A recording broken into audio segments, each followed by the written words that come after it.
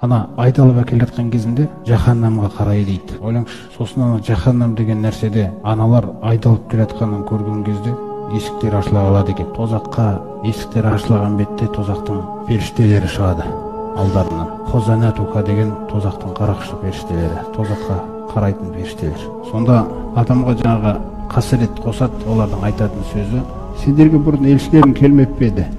Елшілер өз іштеріңнен келмеп пе еді? Ятлуна алейкум аяти роббикум. Өз іштеріңнен елшілерің келмеп пе еді? Раббыларыңның аяттарын оқымап пе еді сендерге? Қанша жыл өмір сүрдіңдер жердің бетінде? Вайунзирунакум лиқа яумикум хаза. Сендерге ескертпеп пе еді? Алланың алдына келесіңдер деп. Раббыларыңның алдына келесіңдер деп ескертпеп пе еді? Қолу бәлә, ескерткен еді деген. Сондай жеңілген дауыстар шығады. Жеңілген, мойындаған